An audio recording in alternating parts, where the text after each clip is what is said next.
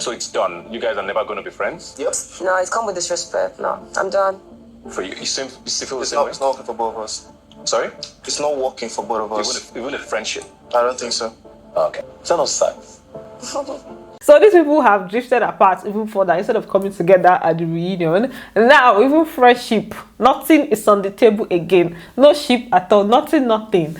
That's crazy. That's really crazy. You guys, today was basically Imaro's day. Every other thing that they said today was everything that happened today was Jara. It was basically Imaro's day, and let's just really talk about it today. We're going to go into it, as in we're not even going to sugarcoat anything here today, because so many things that were happening today was just pinching my body. You guys know that I've never really come for Imaro's ship or any ship at all. I'm not. If it's working, it's working. If it's not working, nothing really concern me. I'll just tell you, give you guys a gist and move on. But tonight, there are a lot of things that were said. It was just pinching me from where I was. I was like, why is this guy just saying stories that are not even aligning? He was just contradicting himself.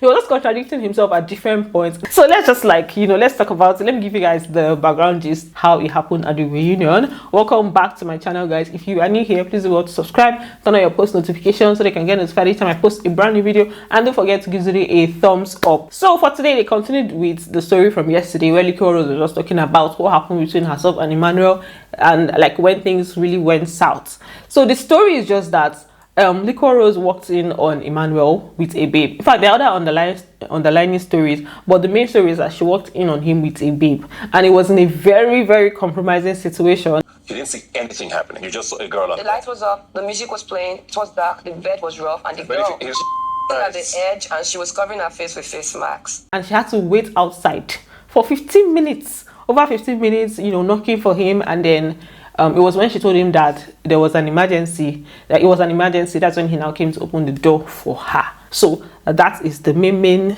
thing that happened between them. Now the underlying things that happened, she said that when that thing happened, when she got to the room, and obviously she saw the whole thing, she was mad, she was really angry. She didn't like the way obviously, now you're working on that kind of thing, you're going to feel some type of way. So she walked out, even came back. The guy did not even follow her. Baba did not even try to follow her and all. To obviously, now your babe saw something like that, you would want to follow her and explain to her that this is the situation of things, but he did not even follow her. It was almost like he did not care, right? I was knocking on your door for 15 minutes. You didn't open the door for me. I had to lie to you that it's urgent, I have an emergency, before you could open the door for me. I got mad. I stepped out. I'm like, what did I just see? And I went back inside. He didn't even work after me. I was hurt. I was heartbroken because I sleep in the room every night. Just that night, I didn't sleep in that room. We go to breakfast together and do everything. Just that night, I didn't stay in that room. That happened. This is just Liquorose part I'm saying. This Liquorose part I'm talking about. I'll talk about Ima's part later, because it was Liquorose that spoke first. So Liquorose walked out and Ima did not follow her. She said it was now later on that they had a conversation where Ima was telling her that this whole thing that they're doing safe, that he's not ready to be in a committed relationship. I saw his missed call. Okay, come true. Then he came to me and he was like, he didn't know how to tell me all this while. He's not ready to be committed. He loves me, but he's not ready to be in a committed relationship. So it's after you have to wait for this kind of situation, this kind of thing to happen before you now tell her that I'm not ready to commit. And it was very convenient that after this thing happened, this is now when you're saying it. Like, Then they now had a conversation the next day where he was proposing like an open relationship with her, and she's like, she's for one person and one person alone, but that if he wants to do whatever he wants to do, that he should go ahead and do what he wants to do, and they're going to keep the whole thing secret, that they will be secret about them not being together. But if he wants to do his open thing, that's on him. We had a discussion the following day, and we came to conclusion like an open relationship. I don't have to be in an open relationship. If I'm with you, I'm with you. But if I want to do stuff, do it far away. Don't let me hear it. Don't let me do disrespect for me. But little did she know that that statement and that conversation was going to now unleash the Ima in him, or unleash the other side of him. And apparently she said when he now got back to Nigeria, it was not like, oh, it was almost like he was just out there doing what he wanted to do, not minding the fact that people don't know about it. People know them as Emma and Liquorose, and you know that if you're doing this kind of a thing, it's obviously going to be disrespectful on her own angle. That even the housemates, they never knew about what went down between them in Dubai. So there was that agreement, and whatever happens here shouldn't live here, and we're cool. Then we came back to Nigeria. But after that thing happened in Dubai, it felt like, I don't know, it felt like you've unleashed Emmanuel. So they agreed that they were going to keep it between them, right? But she now headed from Saskay. Apparently, I think they went for an event, and Saskay said she wanted to speak with her. And she said that there are a lot of things that Saskay said, but the only thing that she heard that stayed in her head was Saskay saying that Emma said that they're no longer together, and she was surprised that she's now hearing it from Saskay. Why she took it more personal, because it was coming from Saskay, is because she already saw videos of Saskay in the house saying that, oh, she doesn't feel like what Emma and Liquorose have is authentic. I don't remember, but one thing that struck me was, because my man have gone out some couple of times, and he told me you guys are not dating, and I'm like, wait, he told you what? Like, he told me you guys are not dating. We had a conversation that we won't let anybody or housemates know about this. Why are you telling Saskay? He could have told any other person that obviously had their back, maybe white money. He could have told those two people, but no, he told Saskay. So that even made her more angry, and then it was one of the things that made her to avoid talking to him. Another thing that she said made her to avoid talking to him was Beatrice. She said he was hanging out with Beatrice. He knows that Beatrice was saying things about her. She said a lot about her inside and outside the house, and then he was hanging out with her. That obviously that also got her to feel some type of way. Then you're hanging out with Beatrice. I had a lot to say about me, and I stopped picking his calls for that. She was ignoring him, yeah, she was ignoring him, but she said she has every right to be angry and to ignore him. So you called twice and you sent a message once, and you feel like, you know, that was it. Bbnaija asked Emmanuel, is his story any different? Does he have anything different to say? The best thing that Emmanuel would have done was to just say, no, let us run with her story, instead of trying to explain himself and obviously contradicting what did I say that? Obviously contradicting his own story. So basically, he said that the babe in Dubai is somebody that he already knew before, and he met her at the One African Music Fest. Hey, what's up? It's been a while. How you doing? I mean, catching up with an old friend. So you knew her before? Yeah, I knew her before. And she came around early hours. I was like, okay, this is quite early. But like, oh, I was out late, and since I stayed around, I wanted to stop by. So this was him basically saying that she did not sleep, you know, in his rooms. And then he said they were just gisting, and whether he later slept or something like that. He just said that they were just gisting. That's when Liquorose now came to knock on the door. That at the time when Liquorose came to knock, he was sleeping, and it was the babe that was awake. She now woke him up, and it was like, this is early. He didn't want to go open the door. That's the reason why he wasted time. Meanwhile, Liquorose countered that. She said before she went to him that they were chatting. Like, you're saying you were sleeping? Yeah, I was. I woke up to the knock and everything. Was she also sleeping? No, she wasn't. The door has a bell. Your room was just beside I was right? Then I was awake. Please, let me finish. I didn't cut you off. He was chatting with me. I was chatting with him. He was replying me. That was when I told him it's an emergency. And when Ebuka asked him again, he was not saying, there's a way he was now saying it. I was like, obviously, you were obviously not sleeping. Were you chatting with her before the bell rang? Before the bell rang. Because you said you were sleeping earlier, but she said you guys were chatting. I was in bed. But you were not sleeping.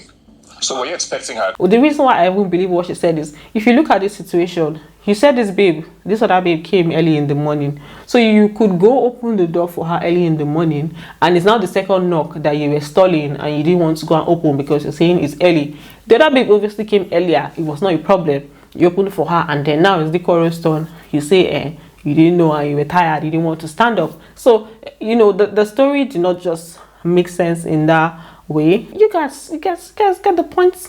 You get what I'm saying? I'm not being paranoid here, because the story is not storying to me. It's not entering, you know, it didn't really make sense to me, because it was just obvious that the story is not aligning the way he thinks it's aligning. Then about the conversation that he had with her of not wanting them to be exclusive or not wanting to be in a committed relationship, he said that because of all the things that was happening with them, like maybe she getting all paranoid about one or two things that she saw with him, he just felt like, okay, this thing is not working. I apologized. I told her, okay, this has been going on, and I feel like it's not exactly working. Maybe it was the wrongest time to have said that. and that the reason that he knows that he did wrong by not following her that time, he was just confused within himself that how would she feel. He didn't know whether to follow her at that point because the whole thing was just up there. She saw her and she walked out. And at that point, honestly, I didn't know what to do. I felt like I should have addressed the situation in a different way. And I know at that point I messed up. I should have actually walked after her and make her understand that that was not what it was. At that point, I also felt like the tension was too high, that I should just keep everything, let everything die down. If you really care about this person, the instinct would be to obviously go after the person, because this person has said this thing, the person has every right to feel some type of way. And for you that said there was nothing there, if you're with somebody that's like, it's all chill, nothing is there, there'll be no atom of like you feeling guilty. You're like, babe, this baby just coming now. That's how you explain it, like, this baby just coming. So there's no reason for you not to follow her and like, it's not what you're thinking, right? This baby just coming here this morning, meet this person. You know what even made this whole thing very hilarious? It was the reaction from the housemates. Like there's certain things that he was saying that they were just like reacting. Even Nini, I think Nini reacted, Angel reacted, Jackie B reacted. She saw her and she walked out. Okay, why is she calling?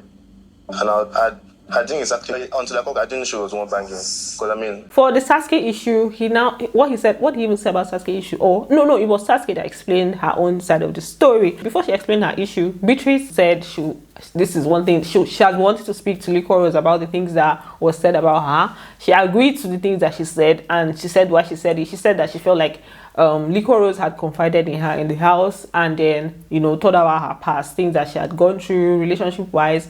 And when Liquorose now got with Emmanuel, Beatrice said she was now feeling like this guy is going to hurt her the way this thing that she has been talking about, she's going to experience it with this guy. So she was kind of, that's the reason why she had that conversation with Angel. Then on coming out of the house, there was a conversation that she had where she said Liquorose is not smart. She said she was referring to that based on the way Liquorose followed the Emma situation, but that regardless of all of that, she just wants to say that she's sorry. She got very emotional. Me self, I follow her cry, and they had me to cry. I want to do it like in front of everybody so they can actually see that deep down, sorry that I'm emotional. I am so sorry. It's alright, it's okay. I love this. Now, second. Okay, you did not collect her. It takes a lot for somebody to just, let everything down and just apologize and say I'm sorry in front of everybody. So I always commend when people do that, regardless of what you have done, except you kiss somebody's, sorry will not cut it. But like, yeah, she apologized. For Saskay's part, Saskay said that the reason why Emma told her what he told her was that, I think they used to hang out for lunch and everything. But Emma said he had tried to reach out to Liquorose. He wasn't able to reach out to her. So he was just coming to her as a form of complaint. And Saskay said she felt like they should have maybe announced it to other people that they were not together, because people were running with the narrative that she's dating Emmanuel. He told me how she wasn't picking his calls anymore. He has dropped her messages and he doesn't think they're together anymore. I said, don't you think it's reasonable for you to put this out on social media? When I met her to talk to her at the awards, it was because I started seeing online people speculating that I and Emmanuel were together. But that she doesn't have anything to do with Emmanuel. She has never had anything to do with Emmanuel. That in the house too, she didn't say that she didn't believe in their relationship. She never really said that. For me, what I can remember is just one conversation. It was just one time that she actually made that statement saying that she doesn't feel like what they have in.